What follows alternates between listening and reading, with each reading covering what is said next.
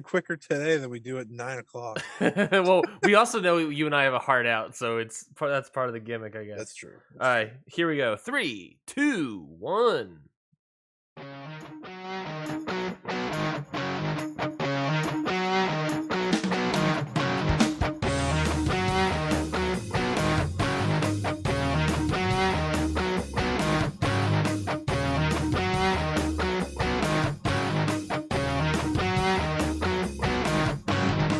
Hello, everybody. Welcome to Ring Post Radio. I am healthy like an ox, Ryan Knightsey, and with me, as always, is Voice of Wrestling Flagship's own Scotty Edwards. Scotty, how you doing? Doing great. Shockingly, I'm tired, but this is a whole hour earlier. In some ways, almost an hour and a half earlier than we usually start this show for various reasons. But we are here because Ring Post Radio doesn't sleep. I definitely don't sleep. And we have a lot of things to talk about today. And it's so funny because, last night I had the realization after finally watching All Bound for Glory. I was like, I'm going to get to talk about a WWE Extreme Rules pay-per-view and Impact Wrestling on the same show. And in AEW still burning. Oh man, this is great. And the New Japan. We're gonna preview New Japan Declaration of Power as well. So featuring Tama Tonga. So well, really winning here. Shout out to Tama Tonga, of course. So I don't think I could have asked for a better show to happen at 8 a.m. in the morning. Of course. No, look, there was big news last night at Extreme Rules. The Fiend is back, so we gotta get not up. The Fiend, Ryan. We gotta get it. We gotta get up. Calling him the Fiend.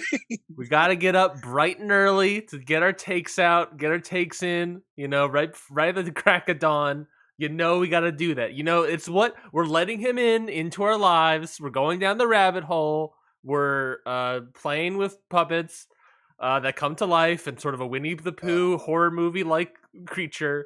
People are gonna hate what I have to say. I don't know. We'll see. I don't know if our listeners will hate what we have to say per se. But we'll find out. Not about Bray Wyatt. I have nice things to say about poor Bray. Everything else, I don't have nice things to say. Well, let's get into the show. I watched the good old Donnybrook match. I have one good thing to say. That's good. Shout out Sheamus and Gunther, who are doing like a rivalry of the year right now. Oh shit, they might break through into like not real wrestling, but into other like companies. Like their rivalries legitimately like entering range of rivalry of the year in wrestling, not just WWE. They already walked away with it in WWE. Oh yeah, they already walked away with the match of the year for WWE. But I think they're now in like general rivalry of the year. It's been some great stuff. They've had 2 knee slaps. Yeah. Well, let's get to the show. We got, like we said, a big show today. Of course, we're going to be talking about WWE Extreme Rules pay-per-view that happened last night. Impact Bound for Glory that took place, their big show that took place last Friday night. We're going to preview New Japan Declaration of Power, and if we have time, we'll be previewing as well Triple Mania, as Josh Matthews, not Josh Matthews, who's the other guy? Matt Stryker would like to say. Triple Mania, they're having their big hot take. Mexico City show this upcoming Saturday. What's your hot take? Or was that a teaser? No, I'm just gonna say it now because if we don't talk about it, then whenever. CMLL is like everything I wish AAA was. Like if you could insert the AAA wrestlers into the CMLL situation and production and all that, and like not awful booking. It would be so good. It would be like the most watchable promotion in the world, but instead I have to watch the worst production a wrestling company could possibly have next week. So I guess speaking of that, we got some news. we got some news. So I'm calling this news segment the AEW Good and the Bad. What went up in flames this week? What happened this week in AEW? So what do you want to start with first, the good or the bad? I'll give you the option. Let's just get Andrade out of the way. Sure. So which some might consider good. I don't know. It works better with my transition anyways, going from AAA. So You're speaking welcome. of AAA, Andrade had an interview with Mas Lucha, which has ties to AAA. Uh, uh, This was the second best thing that Mass Lucha aired this week. what was the first best thing? So behind their paywall, which I have not bought, but I'm very tempted, they did Dragon Lee versus Shun Skywalker. Ooh. So Gotta look out for that one. need it. So I got the full breakdown of the interview here. So to run through it all before we get to the explosion. Andrade hates AEW. There you go. So basically, Andrade in this interview is airing all his grievances with AAA on a AAA associated podcast interview setup. He's airing all of his grievances with AAA, who of course is an AEW partner, and also Dorian Roldan, AAA's boss, saying he's missing 2 payments from AAA. He's upset with the poor scheduling, the poor catering. He says AAA treats their wrestlers poorly, financially speaking, and urges champion Vikingo to leave the company. Believes that CMLL prelim guys make more money make the same amount of money as AAA main eventers.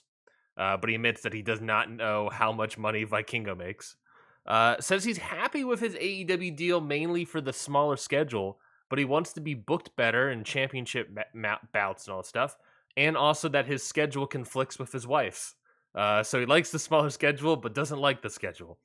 He's frustrated about Forbidden Door. He understands that New Japan wants to value. I am too, man. Yeah, we all are. We all are. I'm still upset about it. He understands that New Japan wants to value their partnership with CMLL, but he doesn't understand why Lucha Bros then face Aussie Open a month later with no issues. Says he wants to wrestle in Noah. That's what I'm talking about. That's how we shape up Andrade. We send him to Noah and have him face Fujita, have him face all these guys. That he'll shape up. No time later. He does also mention, and this is the big thing that got covered, that he has never had any issues with anyone in AEW locker room except for Sammy Guevara. Saying Sammy Guevara join the club, buddy. There's a long line. Saying Guevara complained about Andrade hitting too hard. That obviously for AEW and American audiences was the big news talking point for people. Dana Brooke energy right there. Never forget when Dana Brooke said that Asuka hit her too hard. Yeah, which course. I mean I firmly believe. So Guevara then tweeted after that, that little news bite came out saying, quote, "You are a jobber, a favor hire, be grateful, bitch." Andrade then defended his comments, saying that if Sammy had a problem, then he should have said it to his face when they had a conversation, and that he will, quote, "beat his ass." Guevara says, tweeted that they never had a conversation, and that Andrade would be jobless if it wasn't for his father-in-law, Ric Flair. Jose, the assistant, chimes in, tweeting that he confirms that a conversation took place, while also promoting the Rampage match in said tweet. So in Tony Khan-esque delivery there. So don't know what's happening there. And then, of course, that's where the big explosion happened. My voice cracked. The 8 a.m. blues. Then on Wednesday, I am getting emotional. I'm sorry. Reports came out of a physical altercation that took place between Andrade and Sammy Guevara. According to Wrestling Observer, Guevara did not throw any punches or fight back, even after Andrade punched him, possibly through a sucker punch. One account had Andrade spinning Guevara around, Guevara then pushing him, and Andrade punching him.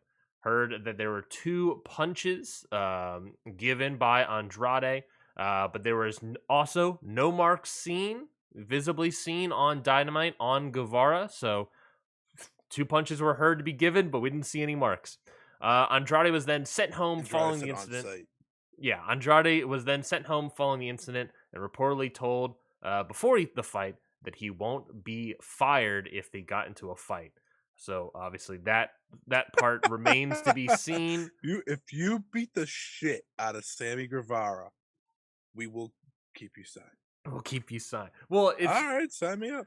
We had a whole conversation about this last week. So I'm not. You think of how dumb that is, though. Like, just think about that out loud. If you fight him, you have no repercussions except going home. Oh yeah, that is yeah. It's part of the conversation you and I had last week about the Aleister Black situation, all this stuff. This obviously has been more elevated. It's Aleister Black's just Malachi Sorry, yes, my mistake. for now. Malachi Black being that was more of just like, oh, he's upset and all this stuff. Andrade is like now physically assaulting other people. Yeah. So a little escalated conversation, I guess. But yeah, it's on twofold, right? It's like, well, you don't want to set a precedent that beating up someone in the roster will get you fired, because then you just have people beating each other up left and right, and then you get Johnny Hungy coming out with brass knuckles, just waiting just to But fight back. that should be Um, like a. I don't know. I feel like fighting people. I don't know. Eddie Kingston didn't get fired. That's true. But it's like, you don't want to set that Stupid. precedent, but at the same time, nothing, just sending you home while still getting paid is also not great. So I'm sure something could happen, but, it still remains to be seen. But yeah, you're completely right in saying that, like, well, yeah, I get not firing him, but Yeah. at the same time, you need to do something to You him, pretty though. much gave him a warning. Hey, you'll be fine if you want to punch this guy in the face. Oh, all Yeah. right. I, Thanks. Friend of the show, Jason Hodge, just replied saying, just made a comment saying, you get to slap Sammy and a vacation? Awesome. I'll add to that, a paid vacation, seemingly. Yeah. Yeah, I have thoughts. go ahead. Um, Obviously this isn't Sammy Guevara's fault. I need to start off by saying that.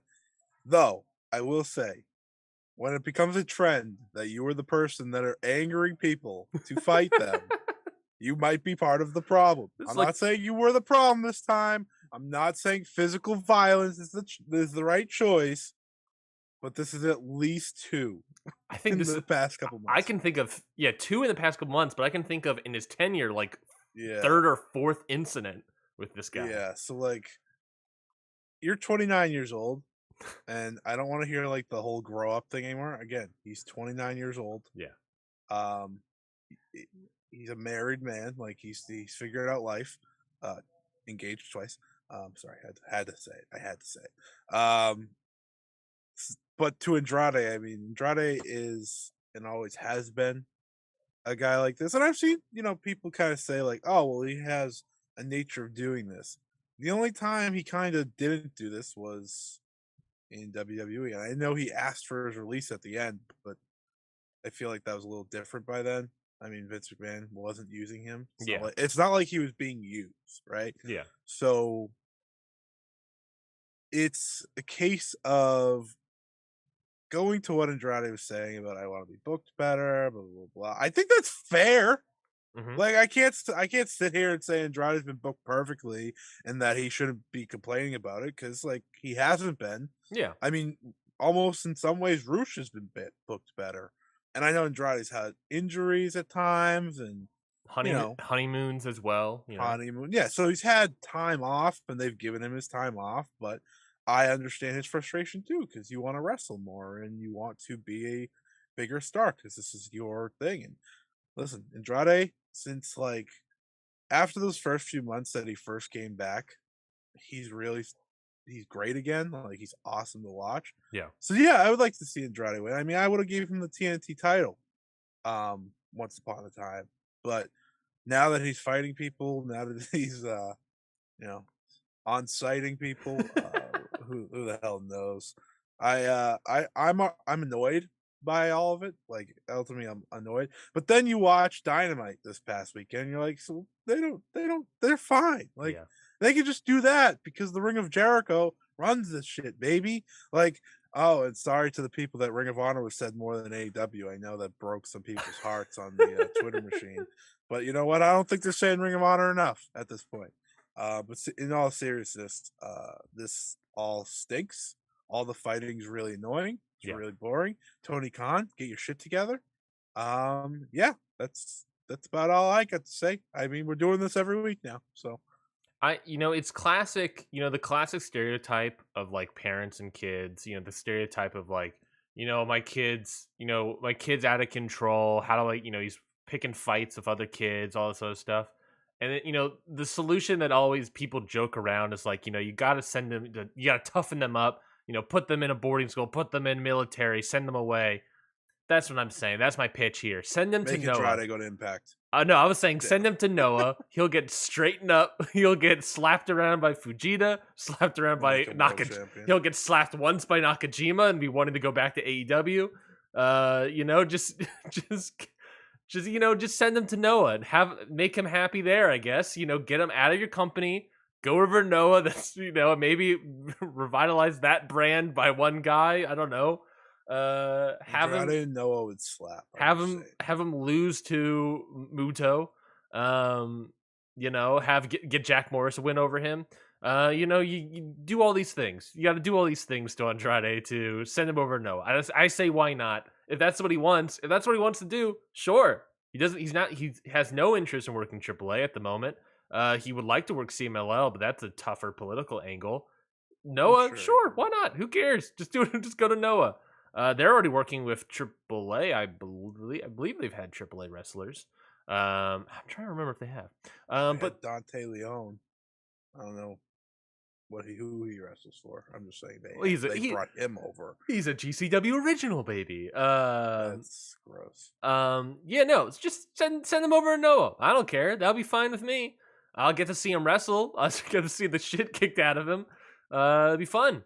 It's a whole frustration thing with this guy, and it's just you can't be picking fights. You also understandably don't want to set the precedent. I tweeted about it, where it's like, not only would it be a bad precedent to set for wrestlers, but a bad precedent to set for like other companies. Like Triple H can just call someone and be like, "Hey, go beat up Sammy Guevara, we'll hire you." Like, it's you can't do that. So it's it's what it is. What it is right now is this sort of defensive end that Tony Khan is playing, having to settle all these fights. But at least this one seemingly got ended quickly versus another one that is still ongoing. But and then again, then you watch Dynamite and you're like, oh, they're fine. Exactly. You watch Dynamite and there's like, this is one of the best shows they've had in a while. It felt like a complete show. Mm-hmm. I think that's my problem sometimes with AEW shows, is like they don't always feel complete. Yeah. Like there's always something. Even if like there's like 2 or 3 great matches, I'm always like, come on. Mm-hmm. Like, just complete it right. I think they had a complete show. I think they had a really good week if you add in the other 2 shows that they had with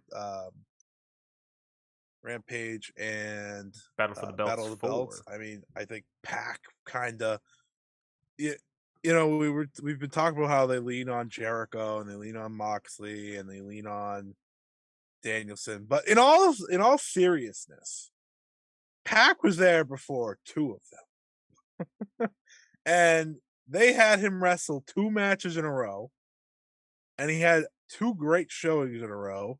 So it's like you can count on a number of guys here that clearly embrace the vision of AEW and embrace what AEW was always supposed to be.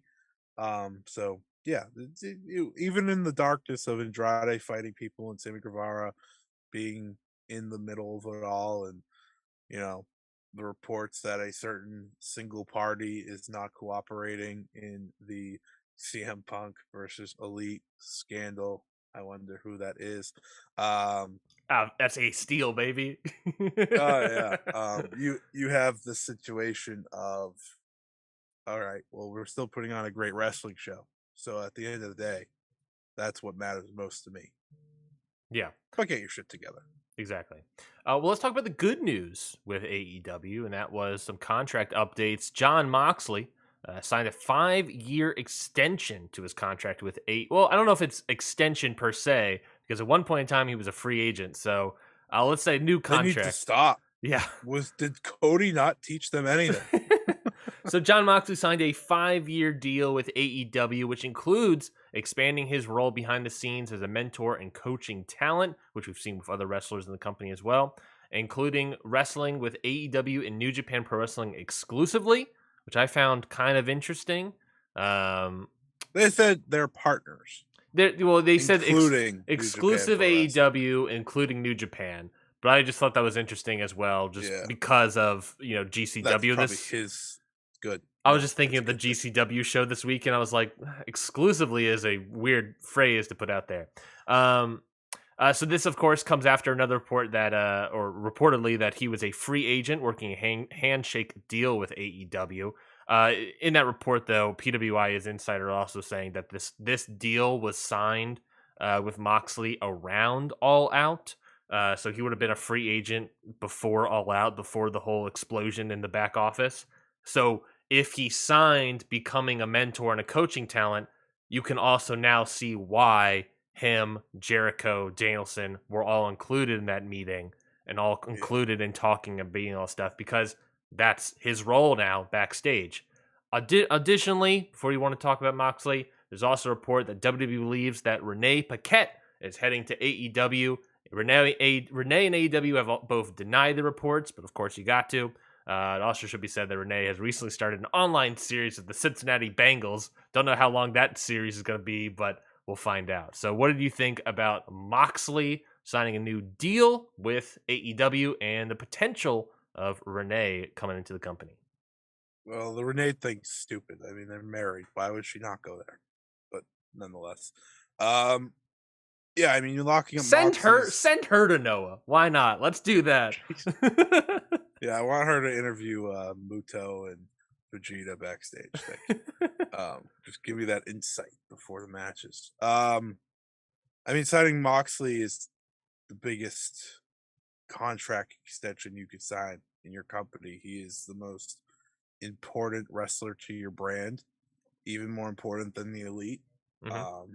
As we've seen over the past year, especially, I think Moxley has really showcased that. I think he's not only your ace, he is your face of the company right now.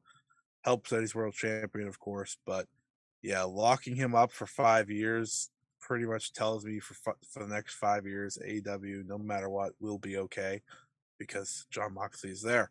Yep. You got to stop with the handshake deals, though.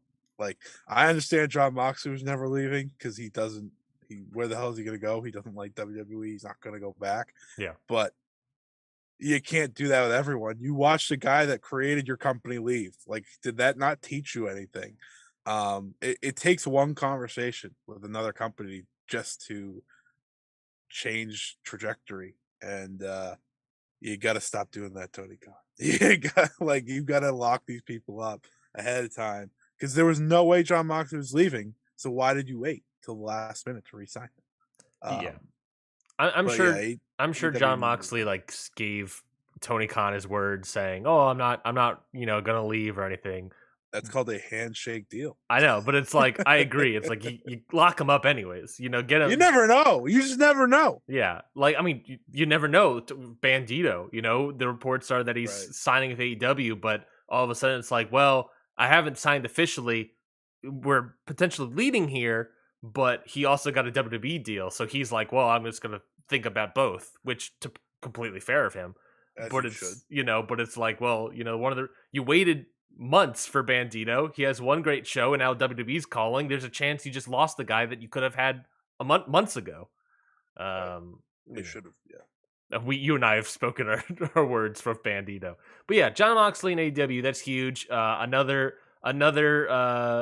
big news bit against all the people that saying AEW's dying. They just re-signed one of their biggest stars, so I'm pretty sure they're going to be fine. That was their second best news of the week. What was their best news? That MJF is in fact him, and ripped. And ripped. Yeah, he's in the best shape of his life. He is very good at the professional wrestling aspect of professional wrestling. Mm-hmm. I just stop. I know they're building a story here, but get the goddamn title on him. Oh yeah. Well, let's talk about, speaking about putting the goddamn title on him, let's talk about Extreme Rules.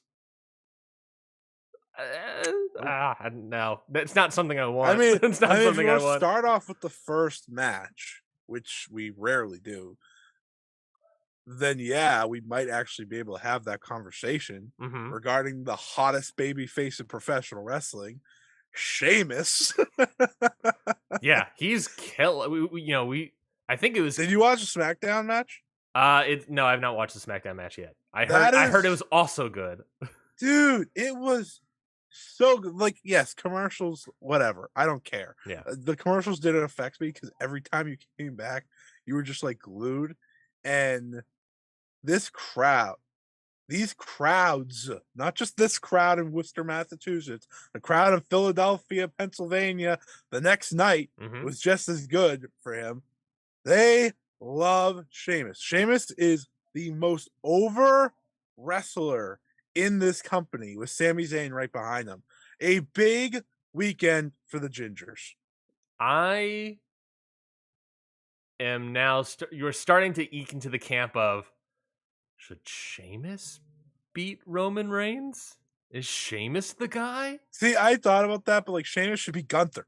That's who he should be. Oh, I agree. That's where we go. You have Sheamus beat Gunther. Great reign with the IC title. Sorry, Gunther. He loses it to some other guy. I don't know who. Yeah, that's fine. And then maybe he's You at least do the Roman Reigns match. Yeah, you at least at this You gotta do it. You gotta do it. But yeah, I mean, at the same time, we're also Who's heading to the IC title line. So I watched SmackDown this week, Mm-hmm. which I never do. I skipped some parts. I was not watching Shotzi and Raquel team up, but they actually had a decent episode, and I kind of want to start there real quick because otherwise I'm not going to talk about it. So of course Sheamus and Gunther have another excellent, fantastic match. WWE's best, one of WWE's best TV matches of all time. Mm-hmm. Not even a question for me. So that was fantastic. That ended the show. They had this like great like weird thing where like I'm sure everyone's seen it by now where Walter like fake taps out, Yes, like type thing, and that like creates controversy, and that was really well done. And he actually cheats to win, which is something that like to the story that's not something he does because he respect the mat and all this stuff, but Sheamus is like that unstoppable that he has to now. So I think I really like that aspect of it. But like I said, Sheamus just white hot heat fire for him. Like when he's doing the brogue thing and they're yelling it back at him, yeah, it's like, oh my god, what is happening? This guy has been around forever, and they were going through his accolades during the match. Like 4-time world champion, Money in the Bank winner, Royal Rumble winner, United States champion, tag team champion, multiple times with the Bar. I was like, man, this guy's just had himself a career. And the IC title, of course, is the last block to that, which makes this all exciting. But they brought in Legado del Fantasma with Zelina Vega, which is actually fantastic. Like just seeing them, I was like, oh, this is gonna work really well. Yeah. Instead of Elektra Lopez, because she's bad. LA Knight's back. Yeah. He did the damn thing. And I was like, oh, hell yeah. Like it was so like the way they did it was literally him showing up, beating up Monsoir or whatever the fuck his name is. and he just and he ends it with yeah, and I was like, this is my guy. I was like, he's wrestling next week. I was like, well, I literally just want you to cut promos all the time, but he's back. And then Roman Reigns and Logan Paul actually had a good segment. So there's my little SmackDown fill-in for you. Probably won't watch next week. That's Scotty's Snackdown. Yeah, that's Scotty's Snackdown right there. You're welcome. Don't expect another replay ever again. But now we can talk about Extreme Rules because I want to talk about that show that led up to this, giving me some hype, giving me some excitement. And they start off with the damn Donnybrook match. I was like, oh, this is the show, baby. Lead right into it. Let's go right into it. So the opening match we'll start off strong and not. Good old fashioned Donnybrook 6-man tag match. The brawling Donnybrook, brawling brutes, the team of Butch, Ridge Holland, and Sheamus defeated Imperium, Gunther, Giovanni Vinci, and Ludwig Kaiser. I did not see the first 2 matches of this pay-per-view. So Scotty, some might say you're lucky, some might say I'm sorry. Yeah, so I cut off the extremes rules. So Scotty, gotta laugh, folks. Mark that on your calendars. So Scotty, can you tell me how great this match was? Was it as good, as great as people said it is? Man, there's something of when a crowd's genuinely hot for something, genuinely excited for something, it raises a match to another level. And the moment that Sheamus and Guta faced off, it was like you couldn't like the roof blew off the damn place. And I was like, this is for the Intercontinental Championship. Yeah. But it feels like it's for the world title, right? They are starting off the show with the bang. And I'm in awe of what Sheamus has been able to do because he was a heel 2 months ago, Yeah. right? He has that match with Walter at Clash of the Castle, and everything has changed since. People want this man to beat Guta, and it's gonna happen. It has to happen now Hmm. because they ended up winning this match, of course. Pete Dunne and Ridge have been great, I think. Just being his support crew. Like, I think Pete Dunne's time will come. Like, I think he will be Pete Dunne again soon. Yeah. But it's like they're in the situation where it's like, well, we can't really switch him right now because this is all working so well. Yeah. Imperium, of course, was great. Giovanni Vinci, Fabian Eichner, of course, is so good. Yeah. like he He's like he so just is in underrated. matches and he does stuff, and I'm like, where did they find this guy? He's Like, I've never he's heard of him so before in WWE. incredibly underrated. Like it's Yeah. just he's like, oh my god, he's so good. Like, it was excellent. It was an excellent way to open the show, and they had the right idea. It's like, let's kick off the show hot, Hmm. but man, they did not have anything to. The only thing that matched that energy was the final segment of the show. Yeah. That's it. Everything else couldn't come close, and maybe like Beth Phoenix, but like that might have been like the crowd wanting to cheer for something by then. So That might have been the crowd waiting 25 minutes to cheer for something. yeah, they were like, we need something here. Yeah, there were 2 30-minute matches this past weekend on big US pay-per-views. One was really great and one was an I Quit match. Yeah, I'm glad to hear that opening match was great. I'm very excited.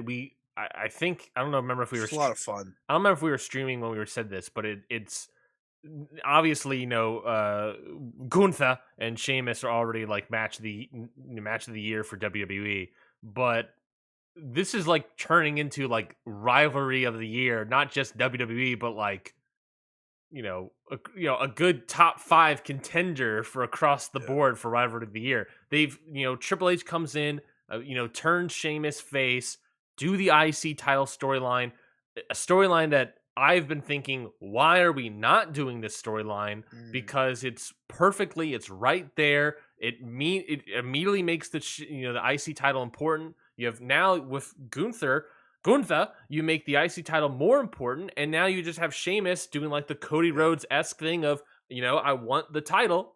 I say Cody Rhodes because yeah, seemingly he was the only guy at one point in time that wanted a title. But now Sheamus is going after the IC title, the only thing that he's missing, and it's all working. And the crowd is obviously into it, showcasing that when titles are important, the crowd also want titles to be important because they want to have the same motivation, see the same mm, result as the heroes of our stories. They want to be a yeah. part of it with Sheamus, and they are, and has been doing Man. a great job. And I really I want to Oh, see the data on like movement of ratings on this stuff because I hope this thing is drawing as much as it yeah. is making great matches.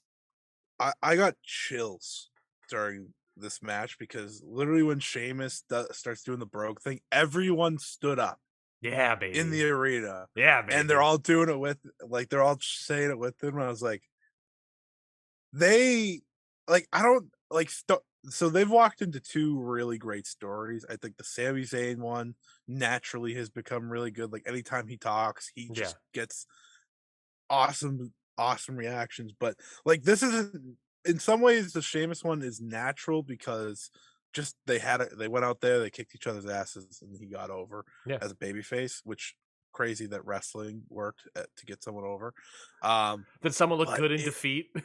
yeah, it's just like I want more of this. Like this is going to make me at least tune into Smackdown to see what they did. I'm not going to see the whole show because that's never happening, but I'm going to see what they did this should be main eventing a pay-per-view. Yeah. Like that this match where Sheamus finally wins should be main eventing a pay-per-view. It's not going to main event Crown Jewel, obviously, nor should it happen in Crown Jewel. But like Survivor Series, I know you're doing War Games, but some things are bigger than your themed matches. Mm-hmm. I would literally just put this in, unless this is the men's War Games match. I was about to say I wouldn't be shocked if they want to push it off more. Yeah, we all assume the Bloodline versus some other team, but Brawling Brutes versus Imperium. Maybe add another person per side. Maybe do another team like they've done in the past as well. That's very I just intriguing. put those 2 teams in there. That's all you need. No, but I want to see that. Like that's I know you just put those teams in there, but that's actually a built-in story. War Games would make day one. War Games would make a lot of sense. Oh yeah, build day one. I'll be there. Main event day one. Like thinking ahead. Roman Reigns probably should just wait to defend his have his next defense either at Survivor Series and then Royal Rumble. Sure. Or Crown Jewel and then Royal Rumble. Either way. No offense to day one, but it's not like it's their signature events which he debuted. And I think it would be better again to have Sheamus and Gunther main event a show because nothing's gonna top it. Yeah. No, yeah, it's the irony is give me the War Games. This is what we were talking about, for the mid card titles forever. Is that if you're going to do this gimmick, this title, movement of the world title's never around, it's on Brock, it's never around, it's on Roman, it's never around, it's never defended. Then you have to build up your mid card titles to be as not feeling as important, maybe, but just number 2 with a bullet. And the IC title feels that way. I think the U.S. title is still trying to get there. It's not there yet. They haven't had that feud yet. Yeah, they're giving it to Bobby to like make it feel important. Like I think they're doing Seth Rollins versus him this Monday. I saw. Yep. So like they're trying it. They just haven't had that feud, right? That raises it. But it's good to see, like you said. Yeah. So but that's what they need to be doing, and I'm glad they're elevating the IC title in that way. But speaking of, you mentioned earlier about, you're going to watch SmackDown just to watch more Brawling Brutes and Imperium. Are you going to watch SmackDown for this feud continuation? SmackDown Women's Title Extreme Rules match. Ronda Rousey is your new SmackDown Women's Champion. She defeated Liv Morgan in 12 minutes and 48 seconds. Scotty, again, I did not watch this match. Some people might be happy that I did not watch this match. Scotty, are you happy that I didn't watch this match? Or do you wish you were me? I wish I was you. The problem with this match, right? So you knew it was gonna be bad. like when you turn it on and you see what's going on here, great. Ronda Rousey, Liv Morgan. Like Ronda Rousey works good with like 3 people, maybe. 3. Yeah. That's it. And I promise everyone that is not Liv Morgan. This was one of the worst championship matches of the year in wrestling. Maybe the worst. It was awful. Liv Morgan's bad. Like Liv Morgan was the main problem in this match. She looks so out of place. She's so slow. She's just and I'm someone that I thought, give Liv Morgan a chance. Why not? People like her. She's over. She didn't look this bad in a lot of matches she had. Maybe it's working with Ronda that doesn't help at all because, Ronda's very she's very specific in the way she works. You need someone to carry her through or it's going to be bad. This was the worst rated match on the show via cage match for those wondering. Currently has a 4.35. Which pretty much amounts to like a 2 1/4, 2. Yeah, see, I went dud. Ooh. For example. It was awful. Which that tracks, by the way, because I don't know if you could look down the rest of the cage match card and see these ratings. That sort of trend of like us being 2 stars below the cage match might be true. So last night when it ended, it had a 1/4 star for me. So, which I say is usually meaner than a dud in a lot of ways. Shout out Ric Flair's retirement match. But I was like, this was so bad, and I got no redeemable qualities out of this. So no, it's a dud. Fuck you. This is terrible. The only good thing that came from it is that Ronda Rousey won, so we can move on finally. Yeah, that's the only good thing, because like that was always going to happen. Yeah, it sucked. It sucked. It was so bad. The way it ended like had people very confused. I was like, well, technically the table and like Ronda was choking it, whatever. I'm not explaining this. It was just bad match. That's disappointing to hear. It's Liv is someone that I've enjoyed wrestling sometimes. I also think she is still not a world champion. She's not a world champion. I've enjoyed Liv Morgan in the past, but it's the realization of like, yeah, she is great as a nice little mid-card wrestler, but when you give her a world championship, she is not able to carry people or do these sort of things. She's entered her Harley Quinn era now, so that sucks. Yeah, she we're just gonna put Liv Morgan onto the pile of people that wanted them to be world champions, and as soon as the reign ends, they no longer calling for it. We're just gonna put Liv Morgan on that pile. So Nikki S.H.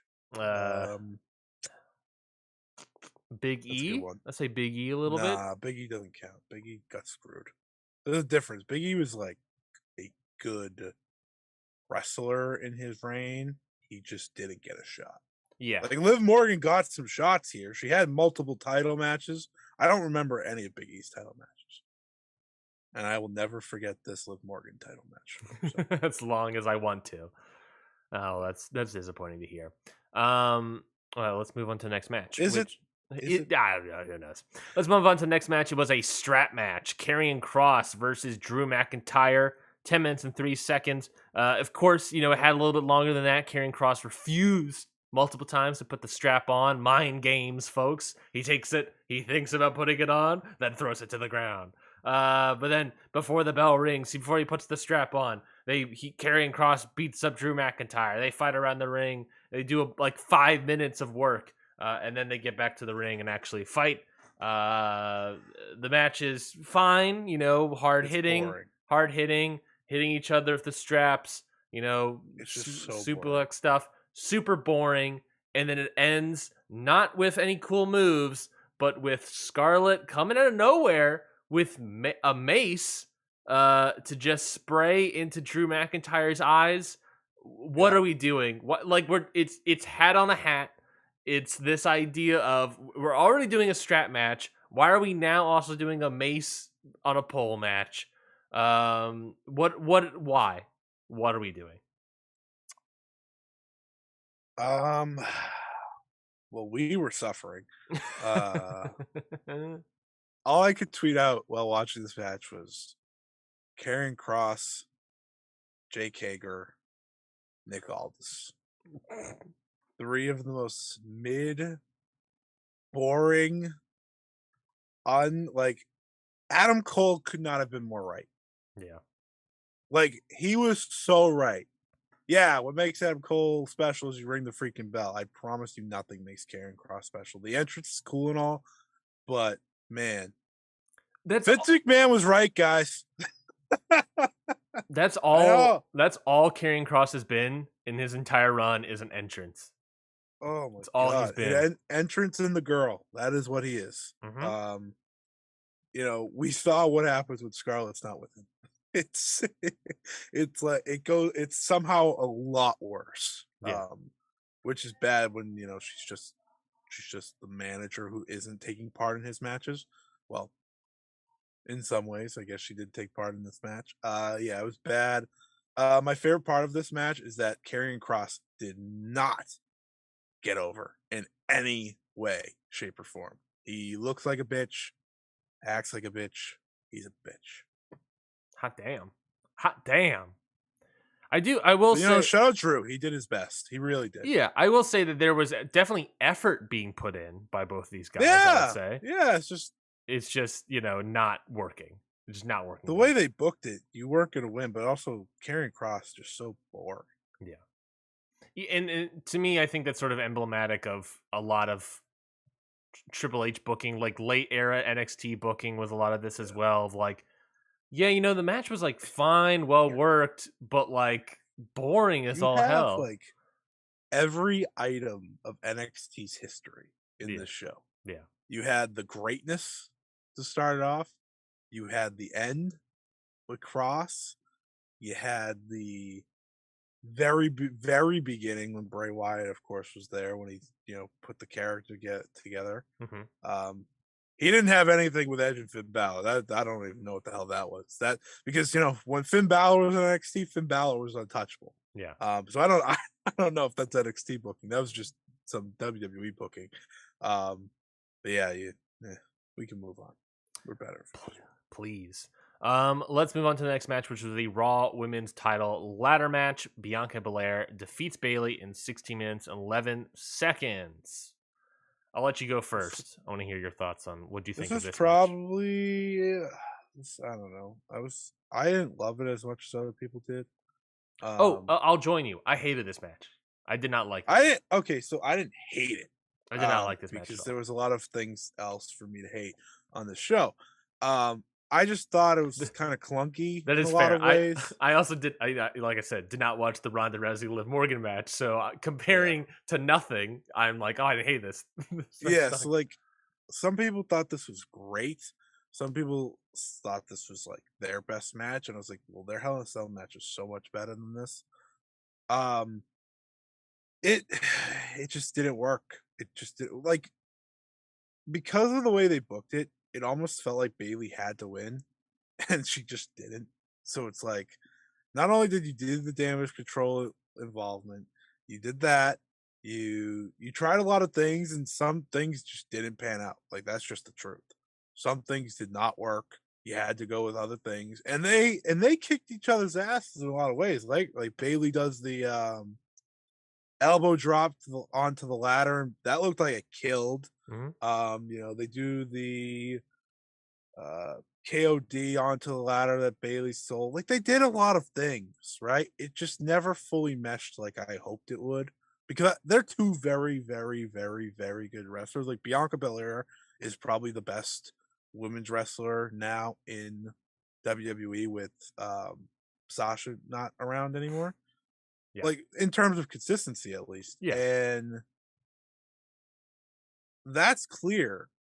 It's just the ladder match, and you could tell they were struggling with setting up ladders and stuff like that, which, like, I can't blame them because they haven't done it, but it's like, that does take away from the match. But then don't put them in a ladder match. Well, they wanted the first time ever thing. That's what they wanted. I know. I didn't know that was a first time ever thing. Yeah. Did you know that? No, I had no idea. I was like, what? I was like, I feel like I've seen this like 12 times. Yeah, I feel like I've seen Bianca Belair in like a Money in the Bank ladder match at some point. Yeah, they said it's the first time for the Raw, and usually the Money in the Bank women's matches are bad. So yeah, well, it's your classic, like, pro sports, like football analysis of like, this is the first ever one-on-one Raw women's ladder match, and it's like, or Raw women's title ladder match. It's like, that's such a specific stat that whatever, it seems meaningless to me. I didn't like this match. It sort of became emblematic of how I feel regarding WWE doing gimmick matches, in that how WWE book their gimmick matches it's a lot like action movies, where the plot is secondary to the set pieces of everything. Of setting up things and doing the cool it's like car stunts. Fast and Furious. Yeah, doing the cool car stunts, or running through an Egyptian temple, or doing whatever. I'm just trying to pull a bunch of action movies out of my head. Whatever. It's all about the set pieces. The story is secondary. The story is secondary. When the story is great, then you have a great action movie. When you have a great story, you have an all-time action movie. Like Mission Impossible have some fantastic action movies. Fast and Furious, people enjoy them. I don't think the story is as good, but I think at this point it has the sort of It fit. That was my story attack. yeah. I think at this point it has the sort of MCU thing of like it's gone on long enough, so the people that love it for all that stuff. Um, but yeah, no, it's about the set pieces, and the issue also with this pay per view as a whole is that it's a pay per view of only action movies. It is Ugh, six yeah, action nothing's movies. unique. Nothing is unique here. And yeah, one of them is more dramatized action. One of them is more uh I don't know, I was going to say drama again. A lot of drama. But they're all pretty much the same thing. And then in this match specifically, the reason I didn't really like it so much is because I felt that the set pieces in this match were weaker than when I've seen them before. Yeah, Prime it's nothing example. super creative. It's hard not to cut you off. It's hard to be creative in these ladder matches anymore It's hard to be because they've done creative, everything. and I also think that they were protecting Bailey to a certain extent, Yeah, coming as off you her should. injury. But also, But again, why would you do it? why do it? Why put in this match? Why Yeah, put in this situation to have a bad match? Um, the prime example of what I mean, where they're doing set pieces that we've already seen before countless times, but doing it in a weaker way. yeah. The terrible setup to get Bianca Belair trapped underneath the ladder, for have Oh Bailey to yeah. start climbing. Then Bianca does showcases her strength, which I swear she's done before. Maybe Rhea Ripley did it. I don't know.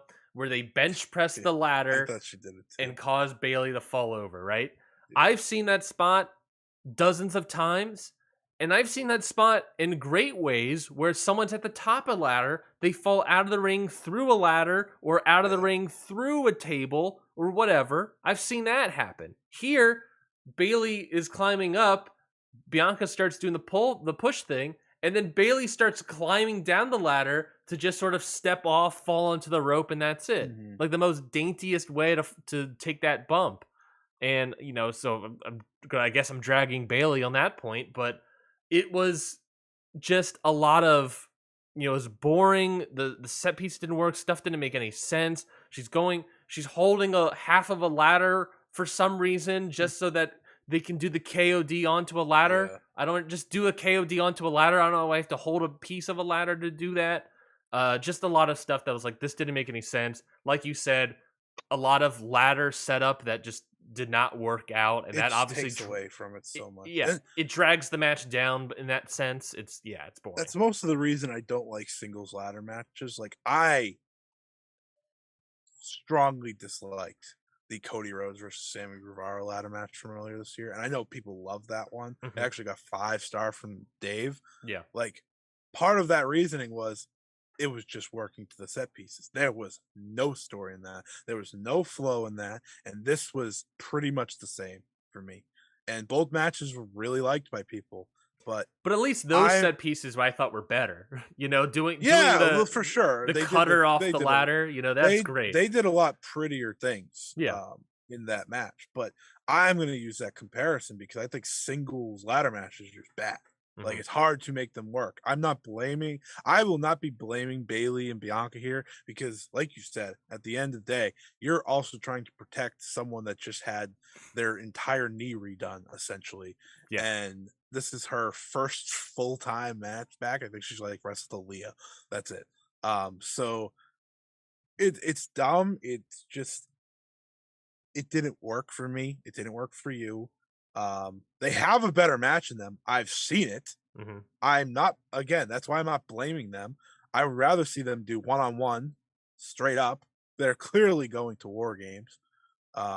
Like that's not really a question. I'm sure that's how and I'm sure this was just step one. They did a ladder match so Bailey didn't get pinned and somehow also make Bianca look very strong. Which they of course did because she survived everyone.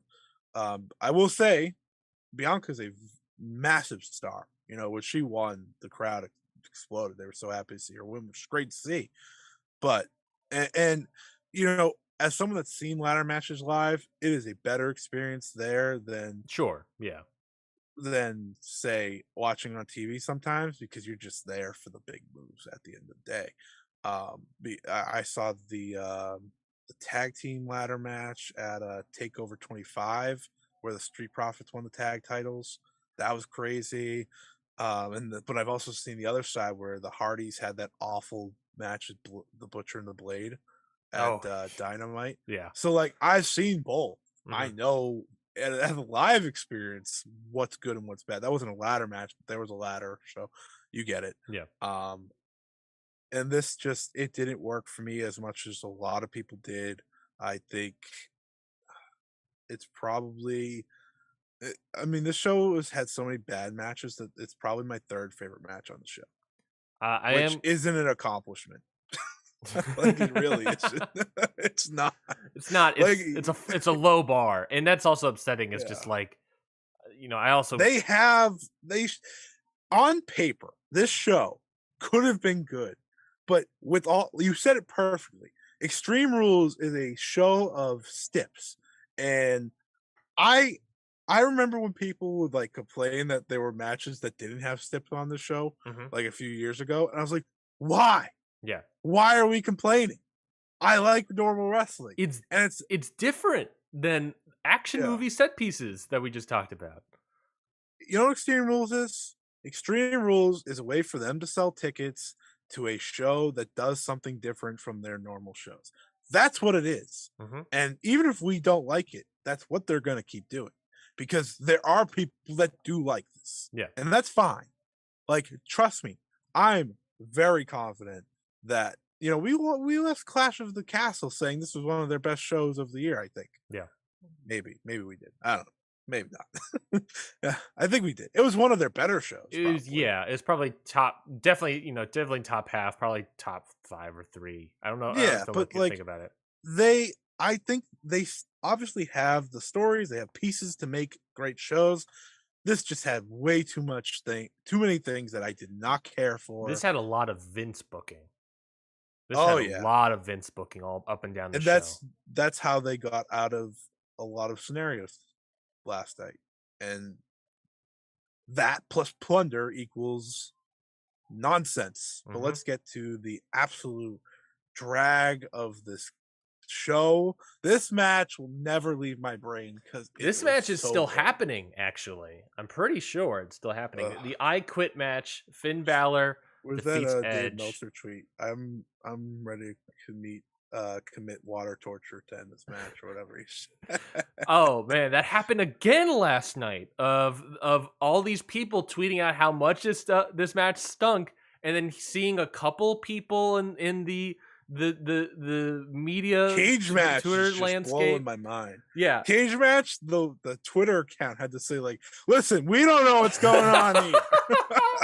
Even they're like, we don't know why Cage Match readers are giving this 4 stars.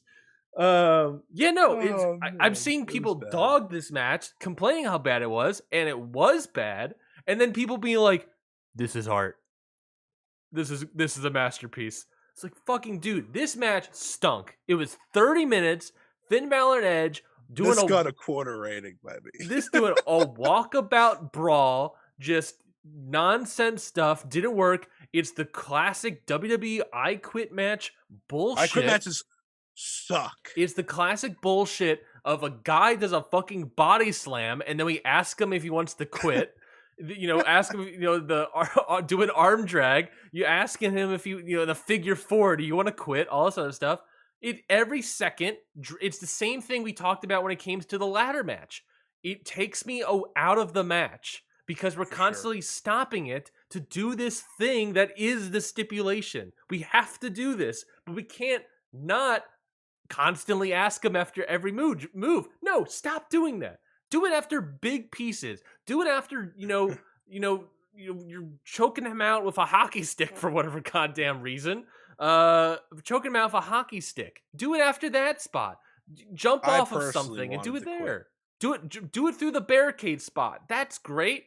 Why are we doing it every single freaking moment of this match? I couldn't believe it. And then you get, of course, Edge. Oh, you can't make me quit versus anything physical. They bring out Beth. Again. Beth was the best part of the match. She was, but we've seen Beth Phoenix like 5 times since Edge's return. It's diminishing returns at this point. She comes out, she beats him up, then she gets knocked out. Edge then realizes she got knocked out, still doesn't quit despite his wife getting knocked out. Then they threaten to concerto her, and then he quits, and then they do it anyways because they're heels, which, by the way, that concerto looked awful. Great job by Ripley and Beth because it looked awful. Even though Beth was just sitting there, but I guess she took it. Oh my god! What are we doing? This shit was horrible. Horrible Edge drama booking of going a 30-minute match, thinking this drama thing. Edge and Orton, Edge and Miz. Edge, name every single person. He's having 30-minute matches that are boring as hell, filled with quote-unquote drama, quote-unquote big drama, and just boring as all hell. What are we doing? This isn't art. This isn't a masterpiece. People that tweet this stuff are freaking sus as hell, and I don't know what they're thinking because it was horrendous. This match sucked so much ass that I could not believe it. So, yes. One, I agree. Yes, moving on. I quit matches are, I tweeted this, are rarely good. Very rare that they're good. Like, off the top of my head, by the way, I'm looking up I quit matches on Cage Match. There was one in Atlanta last month on some indie show that went 36 minutes between two guys I've never heard. So there is worse out there. Who are the wrestlers? Let me see if I can. I already left it. Okay, perfect. I'll go back to it in a second, but I'm going through like the history of I quit matches real quick here, just to it's to help my point here. Yeah. So I'm going through these, right? And you go through these throughout the years that have only been on TV, pay-per-view, whatever. It's very rare that any of these that I'm reading were ever good, right? Like John Cena versus Rusev. There was no way that was good. I'm sorry. Ronda Rousey versus Shotzi was one. All right. Beat the Clock Challenge match. All right. Ronda Rousey defeated Charlotte Flair. They did this at Backlash 2022. They just did this year. They've already done an I Quit match this year, people. Listen, here's my best example. Sure, he had an I Quit match this year. It wasn't very good because I Quit matches, I repeat, are not good. It's not a match I enjoy. This match I did not enjoy. The match, by the way, was between Najasism and Skrilla the Great. That's super indie. It's a super it was tiny. It was at Deep South Wrestling. Deep South Wrestling, really? That's what it says. Deep South Wrestling. Anyways, hold on, I gotta look at it. Is Deep South Wrestling went 30. The guy? I don't want to say it because I don't want to do like a bad assumption. It went 36 minutes and 40 seconds. I've never heard of these two people, and it went that long. Anyways, back to Edge and Fiend Balor. Judgment Day are absolute nerds. We've said this before. We'll say it again. They don't win clean. The moment Dominic Mysterio shows up on my screen, I want to shut it off. He is so boring and so bland. Rey Mysterio somehow died, I guess. Like, he never got up. Forgot after that attack. Forgot he was in this match. Like, the WWE bullshit part of it, where they had like a million run-ins and all this stuff, I was like, this is the only entertaining part to me, and it's because it's laughable in some ways.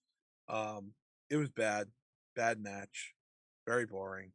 I think you really put it together well, bringing up this is just very much what Edge does in his matches, and it doesn't work. It doesn't work. It's and I don't want to see it on my screen anymore. It's no. It was cool. The Royal Rumble return from Edge 2 years ago was awesome, but at this point, they over might it. get War Games. Oh my! Oh, and then I'm fearing it's going to be Edge, Rey Mysterio, Beth and AJ Styles against these 4 clowns. Oh God.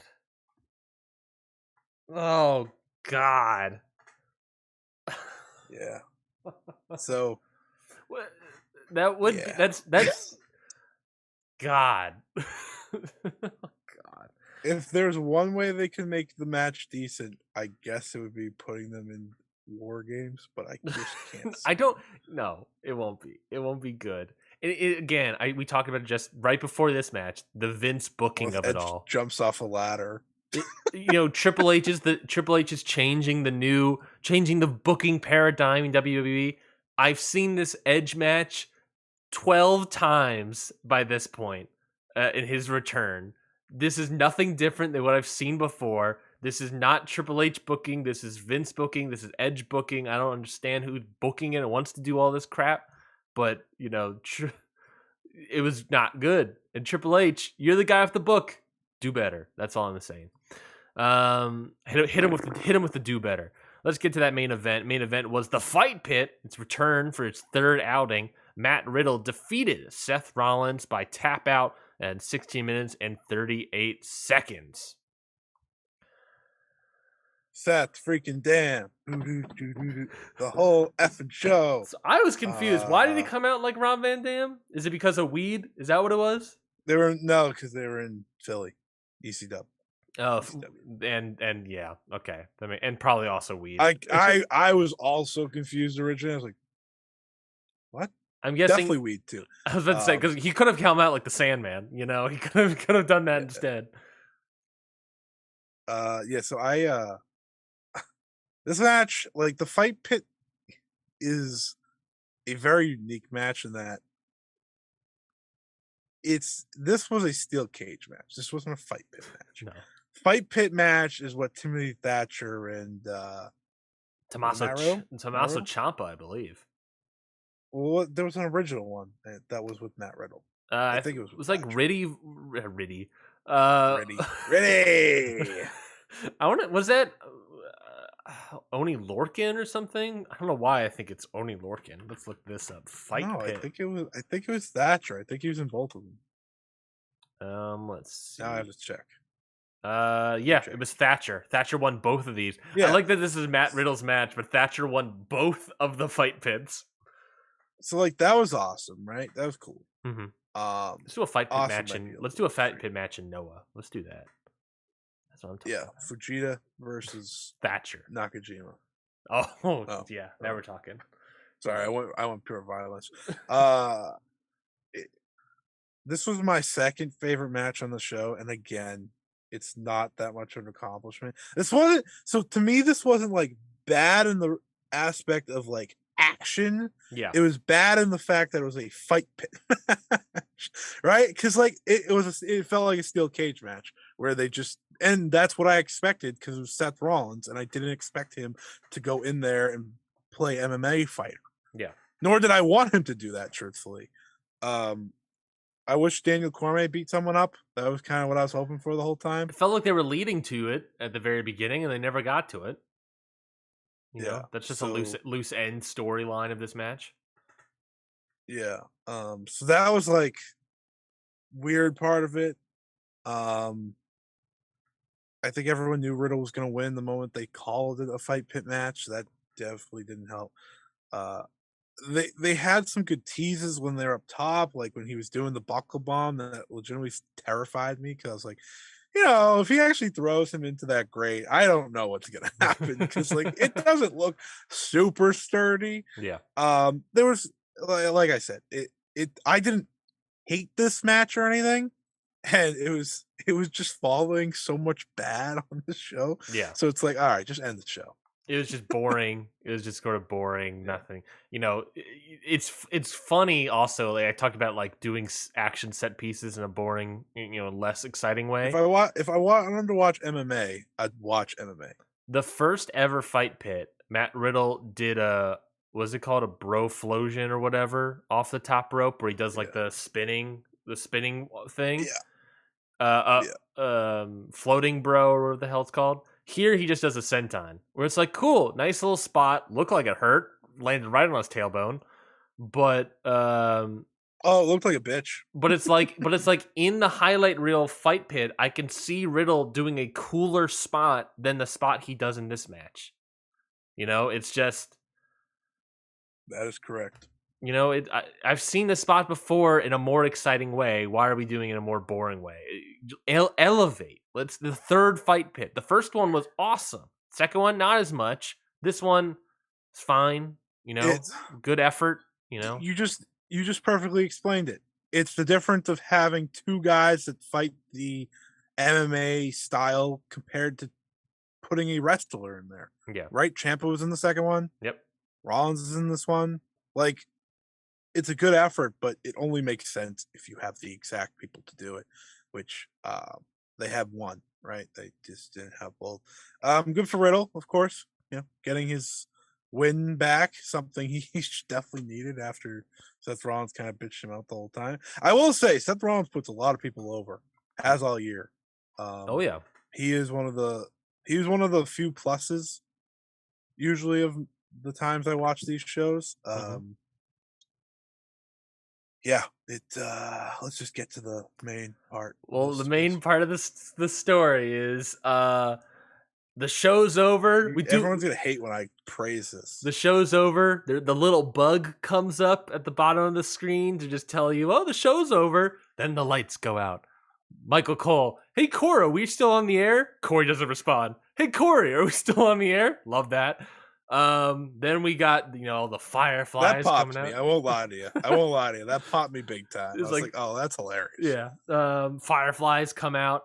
The whole world in his hand starts playing. We get these extreme zoom out, zoom ins of the Firefly Funhouse characters coming to life. We get a Winnie the Pooh horror movie-esque Huskus. We get a vulture guy. I forget his name. We get Abby the Witch. He's a buzzard. He's a buzzard. We get the rambling rabbit. The rambling white rabbit, I guess. Terrifying rambling rabbit, by the way. We got all those lore drops all over the place. We had the Fiend. And then a person dressed up as the Fiend. Well, before we had the Fiend, we had a deflated head on the commentary test. It was the burned version of the Fiend. Remember when they burned him? Yeah. Do you remember when Randy Orton burned the Fiend? The only thing they were missing was Alexa Bliss. Yeah, she should have just put Alexa Bliss in the crowd. Yeah. It's like, what's that? just normal though, just like not dressed up in any way, just like wearing a normal clothes, street clothes. Then you get some random indie wrestler in a Fiend mask going like, that he obviously bought on WWEshop.com, and everyone popped because they thought that was the Fiend, but it wasn't. Instead, we cut to a door. All right, the forbidden door, if you will. Everyone's gonna hate this. I loved the abandoned Firefly Funhouse. I did. I did. I was like, this is great. All right, this is great. So we get the forbidden door. With it looks very aquatic. It looks, Andrade was knocking on it. He was trying to open it. He couldn't open it. Andrade was doing a spinning elbow to the door. Couldn't get it open. Yeah. And then we cut to. I'm doing this all from memory, by the way. They cut to. This is pretty good. I can't believe I remember all of this. They went to the abandoned funhouse. The abandoned funhouse where it's the cobwebs everywhere. All the puppets are just hanging out. Can't believe they still have the set, but I guess it was in a warehouse somewhere. And then the TV turns on. Then you get a spooky static stuff, and then you get Ethan Hawke in a mask from the black phone. Pops up talking. Did you understand a single word he was saying? I think he said I think it was follow the buzzards. Sure. I have no idea. Could not understand a single word he was saying in this mask. Terrible. Then they had sound issues all night, by the way. Oh yeah, for multiple things. Then we come back to live action. The door's there. The music's going. I don't remember if there's any other part. Door opens. Door swings open. Blue light floods out. Then I think the light goes out, and then a lantern pops up. And then a lantern creepily walks through the door, and Ethan Hawke is there, and he's like, "Hey, my daughter's Did great not in say hey, Stranger unfortunately. Things." And he's walking out with the lantern. He's I wish wearing that the happened. weird Guy Fawkes mask or whatever.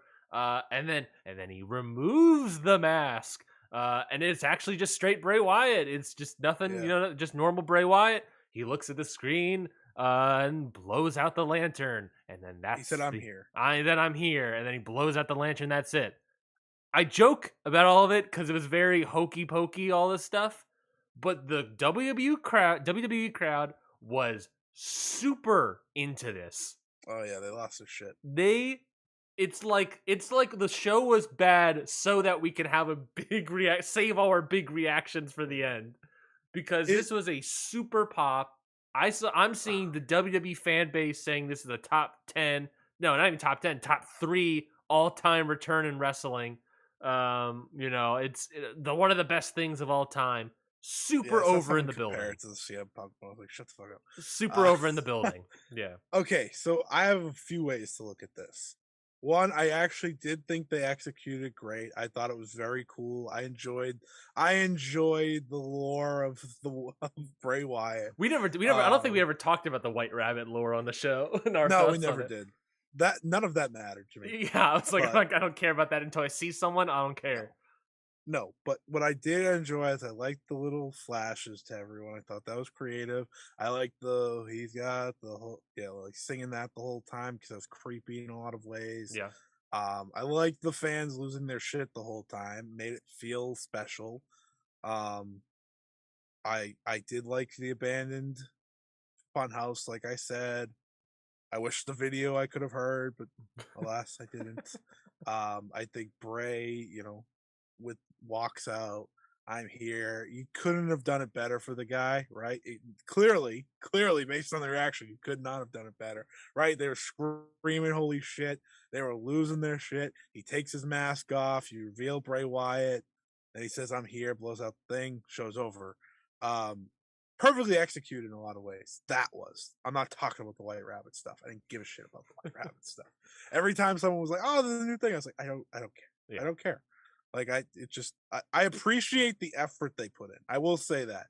Like one thing Bray Wyatt does great is this man will put all of his might into these things. And like I can appreciate someone that puts that much care into their craft. I Sure. can. Sure. But with Bray Wyatt, it's always about what comes after, Yeah. right? Remember the Fiend and the Funhouse stuff at the very beginning? It was great. The That Fiend had entrance, the great entrance at oh, SummerSlam. it's It was like, amazing. The whoa. debut entrance, he squashes Finn Balor, blah blah blah, all this stuff. And it's like, oh my god, he's great. And then everything that follows is almost always so much worse. And I wish it wasn't because I love. So this is what I've realized. I love the idea of Bray Wyatt. I do. So does the WWE fan base, I would say. Like I love the idea of Bray Wyatt. Yeah, and people also have to remember Bray Wyatt was like a top merch seller when he got released. So it's not like they wanted him to go away. Mm-hmm. We might have not enjoyed what he was doing, but overall, the WWE fan base always loved him. Yep. So him coming back was always going to be a big deal. Yeah. And this felt like this felt like the finale of the Triple H Bring Back Everyone Club. The gauntlet Like, is complete. Yeah, the gauntlet's complete. Now he can have a mid off. Congratulations.